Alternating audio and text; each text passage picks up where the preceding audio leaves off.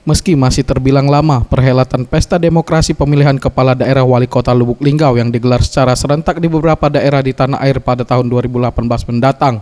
Namun sejumlah tim pemenangan bakal calon Wali Kota Lubuk Linggau mulai gencar melakukan sosialisasi kepada masyarakat.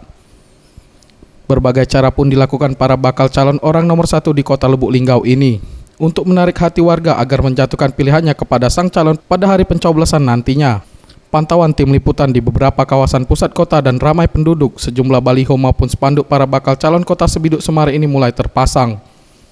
Seperti calon wali kota petahana SN Prana Putra Sohe tetap dengan wakilnya Sulaiman Kohar, Rizky Aprilia yang merupakan putri mantan wali kota Lubuk Linggau pertama Ridwan Effendi, anggota DPRD Musirawas Toyib Rakembang, serta wakil Bupati Muratara Depi Soehartoni yang turut meramaikan bursa perebutan kursi nomor 1 Lubuk Linggau.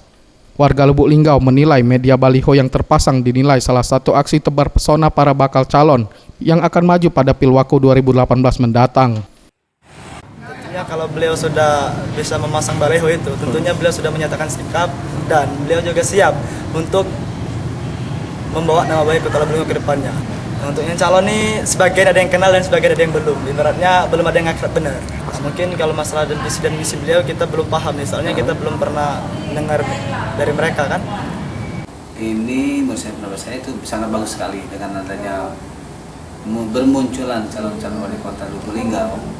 Ini menunjukkan ada persaingan. Jadi masyarakat bisa memilih mana yang terbaik, mana yang visi misinya atau dapat dilaksanakan secara nyata kepada masyarakat. Kalau slogan itu hanya sekedar menunjukkan jati diri saja, tetapi yang paling penting itu adalah visi misi seorang calon wali kota yang harus disampaikan kepada masyarakat Kota Lubuk Linggau. Ada etikanya. Warga berharap kepada bakal calon diharapkan selain memperkenalkan diri, seharusnya turut juga menyampaikan visi misi mereka untuk membangun Kota Lubuk Linggau ke depan. Tim Liputan Sriwijaya TV.